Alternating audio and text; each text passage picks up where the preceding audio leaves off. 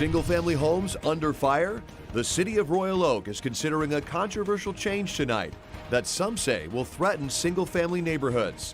But officials tonight attempting to squash the concerns. People say things like that this plan will virtually eliminate single-family housing as we know it, or that it will allow apartments or duplexes in the middle of neighborhoods. It doesn't do that.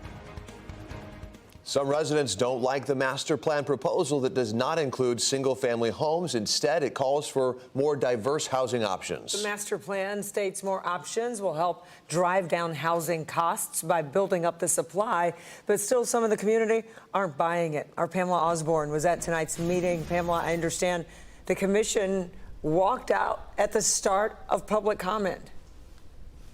Yeah, almost as soon as that public comment began. You have to keep in mind people waited hours for the opportunity really to speak and express their thoughts about this plan. As soon as the first person spoke out against it and went over her time, the entire city commission just walked right out. Honestly, we don't want to be gaslighted. We don't want to be lied to.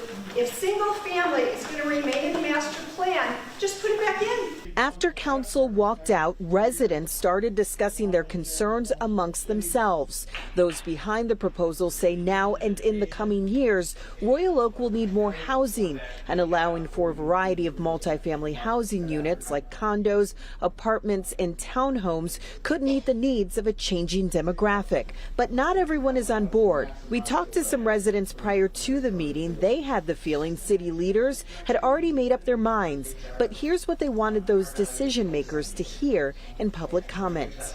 There was a lot zoned for 16 units.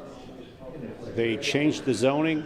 Now they're putting a 42-unit apartment building there with no elevators, no indoor stairways, and inadequate parking. 300 residents in that area signed a petition to stop it. City Council didn't care. They totally ignored us. Well, in a way, it's like the gentrification of Royal Oak. The city says they want affordable housing, but every time they bring in new housing, it's luxury. And part of the residents' concern here is in those single-family neighborhoods as people sell out of their homes, as they move on. They're concerned that this wording inside of this zoning proposal is actually going to make it possible for multi-family units, higher-rise homes, to go in their place. Now, they are still discussing this right now. They're going over the master plan with one of its architects, and they will be voting on it tonight.